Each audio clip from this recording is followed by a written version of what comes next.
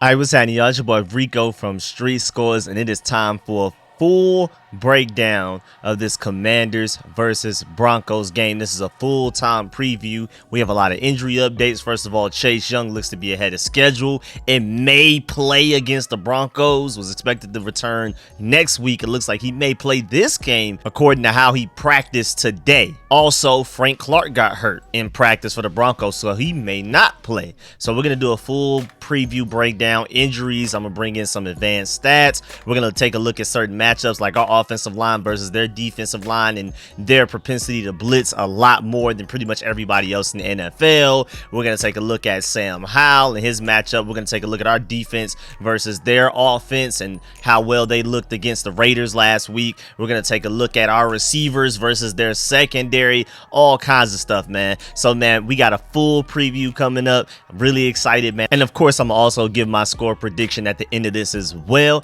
But before we dive into all of that, make sure you stiff arm that like button, stiff arm the subscription button, and stiff arm the bell next to that subscription button so you get notification each and every time I release an informative and opinionated video just like this one. Make sure you stay tuned for all of the content. Of course, this is the preview video for this upcoming game. I do this every week. I also live stream every game every week, so pull up for all 4 quarters, play-by-play analysis for every game. Then I do a game review video after every game, and then I also have a call-in live show where you call in. Yes, you viewing this video, watching this video, has this opportunity to call in. 3-minute timer for everybody. Spill out your emotions, good or bad, about what the Commanders just did. So make sure you pull up all of the content. Of course, I'm keeping you updated on everything. I'm about to get back to making daily content for the channel and everything, so stay tuned. Without further ado, let's get it. You tell your family you can be a commander.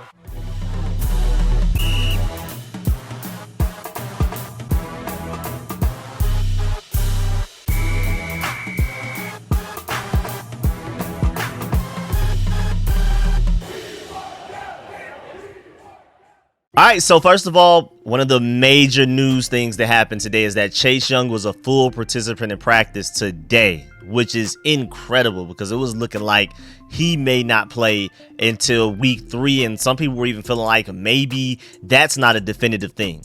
But then today he fully participated in practice. Yesterday he was limited. Today he practiced in full. So now apparently he's ahead of schedule. Does that automatically mean that he will play in this upcoming game against the Broncos? It does not. But I do think that it is very likely. Don't be surprised if he doesn't. But if he goes out there, just know that there's a reason why they're comfortable with him going out there. They're confident in his ability to go out there and stay healthy. Again, he's dealing with a neck injury, technically like a stinger. And that's such a weird, volatile injury because some people like say they can get right back in a game just after a couple of minutes and after a stinger and be good to go. Some people say it limits you for weeks, just like how Chase Young's been dealing with it. So you never know, but apparently based off of the schedule that the doctor set for him, and he keeps going back to see the doctors like every week or two, right now he's like slightly ahead of schedule. The whole process these past few weeks he's been on schedule, and then suddenly today he just skipped a step. So that's really interesting. And so I'm really excited about Chase Young being healthy, man. That's going to be big. And then, of course, Terry McLaurin has practiced in full all week. So even though I still don't feel like he was 100% against the Cardinals, he's a full go. And there were no setbacks. So if anything, say if he was like 80-something%, maybe low 90% against the Cardinals, maybe he'll be a little bit higher than that, like low 90s, mid 90s. But I don't think he's 100% yet. I don't think he'll be 100% against the Broncos in this upcoming game. We'll see. Then Samuel Cosmi is another guy that practiced in full all week. He came out of the game, I believe, like 1 snap against the Cardinals, came right back in. He's practiced in full all week. So him and Terry McLaurin are great to go. And it looks like Chase Young should also be good to go. But then you have Curtis Samuel with a hip injury that's been limited all week. I'm pretty sure he'll play. But like to what capacity, we'll have to see. It's crazy because he led our receivers in receiving yards against the Cardinals, I believe. And so for him to be hurt, it's a little interesting. I know we look at Jahan Dotson and Terry McLaurin as our top receivers, 1A, 1B, whichever one you want to put in either one. Arguably, they're both wide receiver ones to me.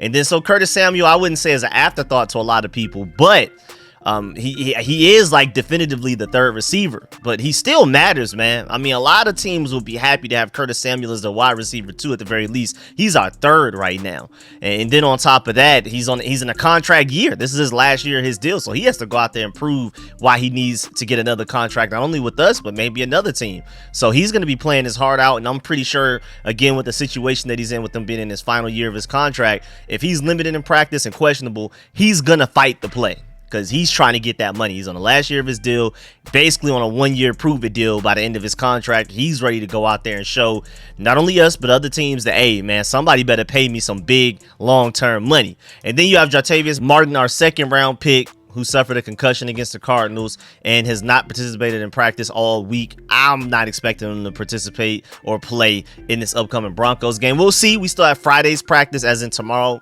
Maybe a lot of y'all are watching this on Friday, September 15th. I'm recording this September 14th, Thursday. But either way, we have a practice Friday. We'll see what his game status ends up being after that practice. We'll get the official game statuses for everybody, and I'm going to try to update y'all on all of that at some point tomorrow. Then the Broncos side is looking fairly ugly. I mean, granted, Jerry Jeudy a few weeks ago, they thought he was pretty much going, like, sure to miss this upcoming game against us. Like, they were saying he would miss like the first few weeks of the season, but just like Chase Young, he's ahead of schedule as well. He practiced in full today, also being limited yesterday, just like Chase Young. He looks like he should be good to go. Defensive tackle DJ Jones participated fully in practice today, and then also cornerback Riley Moss, the same thing. So they look like they should be good to go against us. But then you have tight end Greg Dulcich. I'm not really surprised. I mean, his injury, people are saying that he was supposed to miss multiple games. That was reported back just a couple of days ago, September 12th, by Adam Schefter. Also, they lost safety Caden Stearns for the entire season. So that's somebody that's not even on the injury report that will not play against us. And then you also have outside linebacker, defensive end Frank Clark. He was limited in practice Wednesday, and then he suffered an injury in Wednesday's practice, and then now he's expected to be out a couple of weeks and did not participate in practice today. So Frank Clark, who, you know, was not even really necessarily an injury report type of guy heading into this game, like, we were like, oh yeah, of course Frank Clark is playing, but apparently he suffered some injury in practice. So now a guy that we were expecting to play will not be out there for the Broncos. And we're going to talk about it when we get to these matchups. But that Broncos D-line wasn't playing well, even with Frank Clark. So, hey, man, our offensive line should be able to catch a break this week. I mean, it's time to step up, but it's one of those situations where, like, the Broncos D-line already isn't that good. I mean, they traded away their best player to Miami on the defensive line. Now Frank Clark is hurt, so it's only getting worse. So now I'm looking at the offensive line, and we'll talk about this when we get to the matchup part, but looking at the offensive line, like, even if they go out there and ball out against the Broncos, is that just because the Broncos D-line was just that bad, or is it because our offensive line got better in 1 week? I'm signing more to the prior, but we'll see. Hopefully it is the latter. But either way, man, the Broncos are a little bit more hurt than us, but we'll see how this goes. Again, there's an honest chance that Chase Young could play against the Broncos in just a few days. Now, before we dive into these matchups, also, when you look at the NFL Network's game preview picks, the only two people to pick us are C.O. Wolf, 17-14, and MJD, 20-17. Everybody else is predicting us to lose. Very close games, though. I mean, if you're looking at it, I think the biggest loss is 11, 27-16, and then the next biggest is 13-7, and all the rest of them are like within 4 or less points. So most people are thinking it's a close game, and the two people that pick us only winning by like a field goal. The worst difference is an 11-point difference, 27-16, the Broncos way, according to those guys. So, hey, man, right now, we are definitely the betting odds loser to win this game. The Broncos are the favorite. Most analysts, NFL, ESPN, are expecting the Broncos to win. I think it's just more of a name thing. Russell Wilson, Sean Payton, and things like that. It just has to be names, because when I'm looking at this matchup, I really do feel like we are the better team. But then also, a lot of people just don't believe in Sam Howell. We'll get there. Now, let's get to this Washington O-line versus the Broncos D-line. Of course, again, Frank Clark is out, so whatever potential pass rush they could have had against us, that's probably gone now. They still have a underrated defensive line, I would say. I wouldn't say it's bad, but they just didn't produce against the Raiders. They didn't play their best football against the Raiders. Who knows if they just pull up against us week 2 and finally play how they're supposed to play. But again, them losing Frank Clark is only going to help the Commanders offensive line. Also, shouts out to my boy Commanders Realm for this statistic. Denver blitzed among the most of all teams last week at 41.4% of snaps, yet only recorded 6 pressures and didn't sack Jimmy Garoppolo even once. This should be a good test this weekend to see where this offensive line really stands. 6 sacks again would be very worrisome, and I completely agree, man. This defensive line that blitzed as much as any other team in the NFL last week still only has 6 pressures and no sacks against Jimmy Garoppolo, and I'm not even very high on that Raiders O-line. And then on top of all of that, they lost Frank Clark. There's no way we allow 6 sacks, just like we did against the Cardinals last week, against the Denver Broncos this upcoming week. So I'm expecting this offensive line to look better. Another instant statistic, shouts out to Locked On Commanders. Sam Howell last week had a 2.87 in time to throw per next gen stats. Of course, quote, time to throw measures the average amount of time elapsed from time to snap to throw on every pass attempt for a passer, sacks included, unquote. 11 other quarterbacks had a higher time to throw in week 1. So technically the Commanders offensive line wasn't as bad as a lot of people make it seem, like as if we just had one of the worst O-lines last week. Now granted, there was some really bad plays, like that spin move on Andrew Wiley, which led to that strip sack fumble touchdown. That was abysmal. And then that one time Sadiq Charles fell over and just got ran over. He may have gotten clipped a little bit, but either way, man, that was a bad look for him. But in general, like Cornelius Lucas, statistically, like I've already provided y'all with my previous video, was technically like a top 5 tackle in the NFL last week, at the very least top 10. Then the entire offensive line in general did a good enough job to where Sam Howell had the 12th longest time per throw to get the ball out of his hands. So technically a top 12 pass blocking O-line last week. But again, the Cardinals don't have like a really formidable defensive line. So you also have to take that into context as well. So, hey, man, really, at the end of the day, if this Washington Commanders offensive line can't step up against this Denver Broncos D-line that again traded away their best player, and now Frank Clark, who's supposedly their best player remaining, I mean, depending on who you talk to, now he's out of the game as well. There's no excuses. If you can't block them, who can you block is my main point. Not saying that we should just be able to walk up to Denver and just completely bully their defensive line. But again, my point is, if you can't block against that D-line, what defensive line can you expect to block? I mean, all of my Georgia Bulldogs on the Eagles and all in the Cowboys defensive line, if you can't block against the Broncos, who can you? So we better figure it out. Now moving on to the Washington Commanders wide receivers versus the Broncos secondary. Well, honestly, the Broncos secondary did a pretty decent job against the Raiders last week. I mean, you have Devontae Adams versus Terry McLaurin. I mean, maybe that's a cancel out. Most people would side with Devontae Adams, but that's pretty close. Then you have like Hunter Renfrow versus Jahan Dotson. I take Jahan Dotson. Then you have Jacoby Myers versus Curtis Samuel. I take Curtis Samuel. And then whatever fourth receiver you may want to put up there, Trey Tucker or Christian Wilkerson, DeAndre Carter. I take De'Ami Brown probably over any of those guys. So I feel like we have the better receiver core slightly. But still, at the end of the day, man, the Broncos did a pretty good job against the Raiders, man. That boy, DeAndre Hopkins only had 6 catches, 66 yards, no touchdowns. His longest reception was 18. They did a pretty decent job against him. But at the same time, peep this stat right here. The Broncos cornerback 2, Damari Mathis, against the Raiders, he had 76 yards allowed and 2 touchdowns allowed. So that's their cornerback 2 who's going to be matched up against Jahan Dotson. Terry McLaurin is pretty much going to get the same defensive attention that Devontae Adams got. So I'm expecting somewhere, I mean, unless Sam Howell can hit him for some deep shots, I'm expecting, just statistically, law of averages, to be somewhere around where Devontae Adams is, just prediction-wise, even though I hope he goes out there and balls out and just completely surpasses all of those hopes, all of those expectations. But just to say Devontae Adams and Terry McLaurin cancel out, let's just say that. Then you have their cornerback 2 who got cooked up by the Raiders. And I like Jahan Dotson better than every receiver the Raiders have other than Devontae Adams right now. So, hey, man, I think Jahan Dotson can really eat up. I really do. If that cornerback 1 is on Terry McLaurin most of the game and Jahan Dotson is matched up against that cornerback 2, maybe a little bit of food right there. So I'm really excited about our receiving group testing every secondary in the NFL. I don't think there's a secondary in the NFL that is ready for the receiving group we have. It's just up for the offensive line to block for Sam Howell, Eric Bieniemy to call the right plays, and Sam Howell to deliver the ball.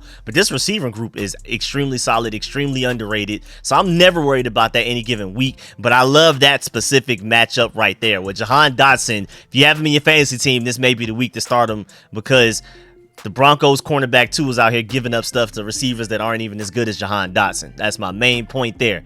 Now moving on, let's talk about quarterback Sam Howell. Well, first of all, random thing is that Sam Howell said that this game in Denver will be his first time playing in high altitude. We'll see if that affects him. That's something to note, man. That Denver Broncos home field advantage is no joke. Like, even minus the fans, just that lack of oxygen, man, it does something to players, bro. Even just as a pedestrian, just a fan in the stadium watching, you feel the effects, let alone somebody that has to run all day and has to exhaust their stamina, getting beat up all day and stuff like that. Like a quarterback, that's got to be insane. Also, a random statistic, with both a passing and rushing touchdown in Denver on Sunday, Sam Howell will become the first player ever to record a passing and a rushing touchdown in each of his first 3 career games. So Eric Bieniemy, let's go ahead and draw that up. Rushing touchdown for Sam Howell, and a passing touchdown will be the first quarterback to ever do that in NFL history. Let's make it happen, man. Also, another random statistic, Sam Howell does turn 23 the day before the game. Also, Washington hasn't started 2-0 since 2011. That is insane, man. But yeah, man, I'm expecting Sam Howell to go out there and do his thing, because like I said, even just fresh off of that live stream against that Cardinals game, that live stream that I had, I felt like Sam Howell showed a lot of potential. And even though he had some bad plays, he also had some really high moments, some really bright flashes, some big plays where it's like, man, we haven't had a quarterback that can do that in a while. It wasn't a complete game. It wasn't a perfect game. It wasn't a very consistent game, but boy, he flashed at times. There were a lot of teachable moments in there. And if he could just build on that going into this Broncos game, I think we have the advantage. I honestly think Sam Howell can outplay Russell Wilson. A lot of people compare Sam Howell to younger Russell Wilson. This is not younger Russell Wilson that was as good as he was for the Seahawks. This is a different Russell Wilson. Sean Payton helps a lot. He mitigates a lot of the, I don't want to say trash, but struggle that they've been having since Russell Wilson got there. They just have not been a great team. And I think Sam Howell can definitely outplay Russell Wilson with a straight face, especially again with this defensive line that's already not very good, losing Frank Clark. If Sam Howell has a bunch of time and the way this receiving core works, I'm telling you, man, that's a match made in heaven for a lot of completions, a lot of first downs, and potentially a lot of points, man. I'm telling you. And then now next up, this Washington defense versus this Broncos offense, man. I'm really excited about this. First of all, a lot of people consider the Broncos offense one of the worst offenses in the NFL. Pro Football Network has them ranked 27th, the Cardinals 30th. So not much better than the Cardinals that we just played last week. And the Commanders completely shut them down. Again, some statistics that I read off in my previous video from like a big review, advanced stats from that Cardinals game that the Commanders just had. But this helps. This is relevant to this discussion right here. How dominant this Commanders defense started the season, and can they carry that momentum to the Broncos game in a few days? Of the Cardinals' 58 plays, 23 of their second or third down attempts featured a distance of at least 8 yards. So them boys were not ahead of the sticks a lot of the time.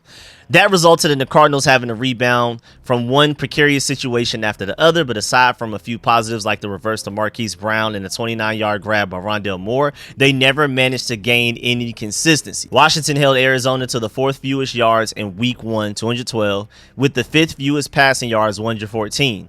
The defense also was 9th in third down rate allowed, 28.6%, and allowed the 2nd fewest first downs with 13. The Cardinals only managed to run 15 plays on the Commanders' side of the 50-yard line. That led to the Commanders earning the 7th best defensive DVOA, tying the Baltimore Ravens for the 4th fewest points allowed, technically because the Commanders are tied for 8th in points allowed, but you got to remember that 7 of those 16 points came from Sam Howell fumble, strip sack for a touchdown. So technically the defense is only allowed the 4th fewest points in the NFL. Top 5 defense. Also, of the Cardinals' 11 possessions, only 2 went further than 30 yards, and 3 of them actually resulted in negative yardage. That got noticed by Pro Football Focus, which gave Washington top 10 grades in overall defense 4th, run defense 3rd, and pass rush 10th, and coverage 7th. So right now, basic stats, surface stats, advanced statistics, we're looking at a top 5 defense in the NFL. And I think once we get it all together, together. Everybody's fully healthy, most notably Chase Young.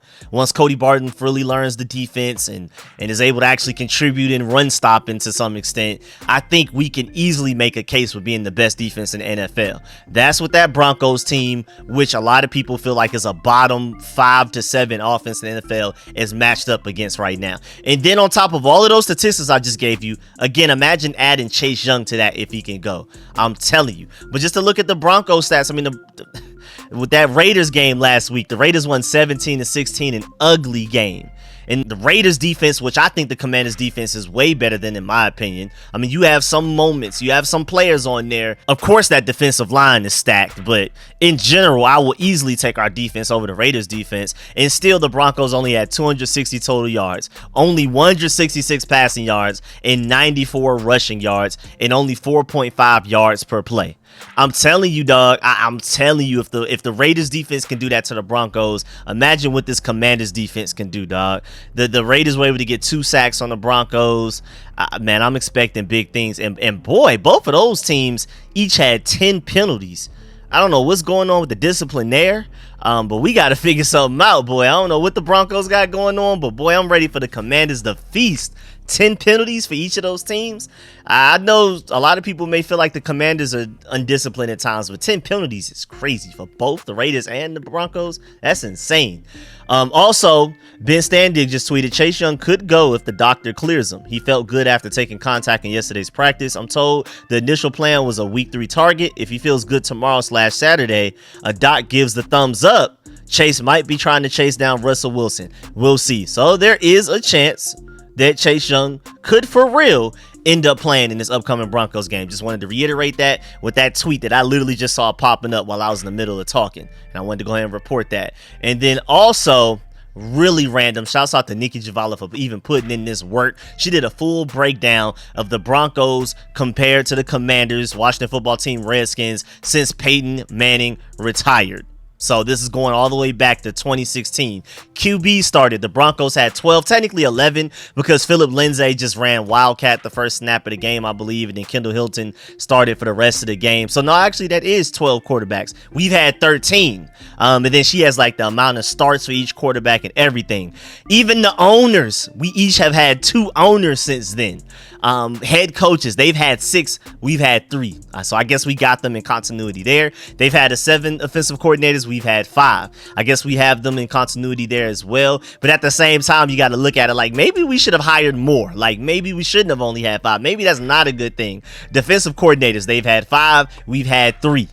So continuity wise, we have them on head coaches, offensive coordinators, defensive coordinators. They have us on quarterbacks by 1 quarterback. So, hey man, when it comes to not being very consistent, not having a lot of continuity, we are both the poster childs of that, because both of our franchises have even had 2 different owners since 2016, which is absolutely insane. We just got Josh Harris and they just got Rob Walton a couple of years ago. So, hey man, that's the end of this video. Oh yeah, before we get up out of here, my score prediction, I'm tripping. I have us winning 20-13. I think we're gonna move the ball a lot. Again, I just don't see this receiving core being covered by really any secondary in the NFL, especially not this one. I think Jahan Dotson's gonna eat.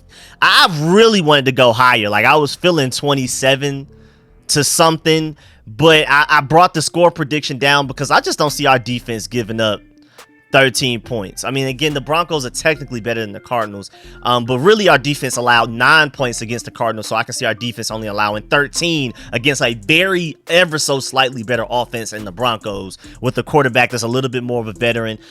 Sean Payton knows what he's doing way more than the Cardinals coach does, so I think that should be enough for them to at least get 4 more points out of it, but I don't see them putting up 20 points on us. And then, so because I only have them scoring 13, and I don't really see us beating them by like 2 or 3 touchdowns, I think we are maybe 2 or 3 touchdowns better than them overall, but I just, it's early, we're still trying to figure things out. New offensive coordinator, new quarterback, basically an entirely new offensive line other than left tackle. I think it's going to take some time for things to click. And then, you know, hopefully Chase Young plays. Maybe he won't. But yeah, man, I think we're 2 to 3 touchdowns better, potentially talent wise and stuff. But because I really just think I'm really that high on our defense and Sam Howell in this offense. Just basically other than the offensive line, really, even though I feel like the offensive line receives more hate than they deserve. But really, that's the only thing keeping me from putting us 27 to 13 or something like that. So I think we'll keep the score will be relatively close. I think we'll probably win by like 7 or 10 in my opinion. So maybe I'm leaning to, you know what?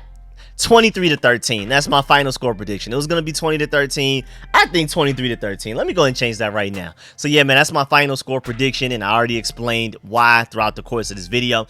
But yeah, man, that's the end of this video. Please stiff arm that like button, stiff arm the subscription button, and stiff arm the bell next to that subscription button so you get notifications each and every time I release an informative and opinionated video just like this one, man. I really appreciate y'all. Appreciate all the support, man. Get in the comment section. Let me know how you feel about everything discussed in this video. Let me know your score predictions. Let me know any key matchups you have, like specific players on our team versus their team, like our linebackers. Are you worried about our linebackers? Are you worried about our offensive line versus their defensive line? Do you feel like Chase Young has a great chance of playing? And if he does, do you feel like he's going to be on snap count? And do you feel like he'll even have an impact even if he does play? All of that stuff. So I'm definitely getting in the comment section. Let me know all of that. And I'm going to catch y'all later. I'm out.